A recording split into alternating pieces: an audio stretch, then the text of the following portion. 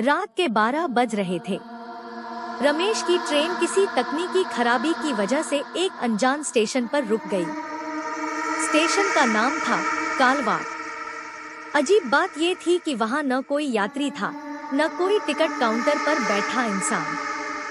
चारों तरफ सन्नाटा और ठंडी हवा चल रही थी। रमेश ने उतरकर इधर-उधर देखने की कोशिश की। तभी उसे प्लेटफॉर्म के अंत में एक बूढ़ी औरत दिखी, सफेद साड़ी में लिपटी, बिना हिले-डुले बैठी। रमेश ने सोचा कोई यात्री होगी और उसके पास गया। माँ जी, यहाँ कोई है नहीं क्या? रमेश ने पूछा। बूढ़ी औरत ने धीरे से कहा, जो एक बार यहाँ रुक गया, वो कभी नहीं जा पाया। इतना कहकर वो औरत अचानक हवा में गायब हो गई। रमेश डर के मारे पीछे भागा, लेकिन ट्रेन अब वहाँ नहीं थी, जैसे वो कभी आई ही नहीं थी। तभी पीछे से किसी ने उसके कंधे पर हाथ रखा। रमेश का दिल जोर-जोर से धड़कने लगा। उसने डरते हुए पीछे मुड़कर देखा, वही बूढ़ी औरत थी, लेकिन अब उसकी आंखें खून जैसी लाल थी और चेहरा डरावना हो चुका था। मैंने कहा था, कोई नहीं जाता यहाँ से, उसने गुर्राते हुए कहा। रमेश चीखता हुआ भागा, लेकिन हर तरफ धुंध थी और स्टेशन खत्म ही नहीं हो रहा था। जितना वह दौड़ता, उतना ही स्टेशन लंबा होता जाता। तभी उसे एक पुराना दरवाजा दिखाई दिया, जिस पर लिखा था, स्टाफ रूम बंद है। डरते हुए उसने दरवाजा खोला और अंदर चला गया। अंदर एक टूटा-फूटा कमरा था, दीवारों पर पुराने अखबार चिपके थे। एक अखबार की हेडलाइन पढ़कर रमेश के पैर कांप गए। कालवाड़ स्टेशन पर 50 साल पहले एक ट्रेन हादसे में 200 लोग मारे गए, आत्माएं अब भी भटक रही हैं। उससे रहा नहीं गया, वह चिल्लाते हुए बोला, कृपया मुझे छोड़ दो, मैं यहाँ गलती से आया हूँ। तभी दरवाजा खुद ब खुद बंद हो गया और कमरे की बत्तियां झपकने लगी। दीवारों से खून टपकने लगा और किसी की गूंजती हुई आवाज आई, अब तुम भी हमारे साथ हो, हमेशा के लिए। स्टाफ रूम की दीवारों से टपकता खून अब फर्श पर फैलने लगा था। रमेश कमरे के एक कोने में सिमट कर बैठ गया। तभी उसे एक धुंधली परछाई दिखाई दी, एक आदमी स्टेशन मास्टर की वर्दी में। उसने धीरे से कहा, अगर बचना है तो मेरी बात मानो, वरना तुम भी यहीं फंस जाओगे। रमेश कांपती आवाज में बोला, कौन हो आप? मैं स्टेशन मास्टर गोपाल हूँ। इस स्टेशन पर मरा नहीं था, मारा गया था इसी बूढ़ी औरत ने। अब मैं बाकी आत्माओं को मुक्ति दिलाने की कोशिश करता हूँ। तुम आखिरी इंसान हो जिसे मैं बचा सकता हूँ। गोपाल ने रमेश को एक पुरानी घड़ी दी, जिसकी सुई उल्टी दिशा में घूम रही थी। ये घड़ी तुम्हें समय के उस पल में ले जाएगी जब स्टेशन श्रापित हुआ था, उस हादसे के दिन। वहां जाकर तुम ट्रैक बदल सकते हो ताकि हादसा न हो। तभी सबको मुक्ति मिलेगी और तुम बच पाओगे। रमेश को कुछ समझ नहीं आया, लेकिन उसके पास कोई चारा नहीं था। जैसे ही उसने घड़ी को देखा, उसकी आंखें बंद हो गईं। जब उसने दोबारा आंखें खोली, वह 50 साल पहले उसी स्टेशन पर खड़ा था। चारों ओर लोग, ट्रेन, रोशनी, सब सामान्य था, लेकिन अब उसे वो काम करना था, ट्रैक बदलना।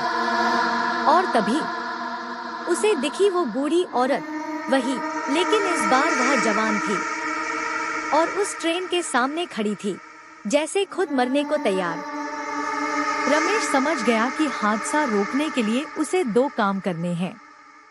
एक, ट्रैक बदलना, जिससे ट्रेन दुर्घटना से बच जाए।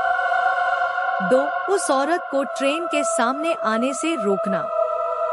ट्रेन सीटी देती हुई पास आ रही थी। रमेश दौड़कर सिग्नल रूम की तरफ भागा, लेकिन वहां ताला लगा था। तभी एक गार्ड उसे देखता है और कहता है, अरे तुम कौन हो? ये वर्दी कहाँ से लाई? रमेश कुछ जवाब नहीं दे पाया।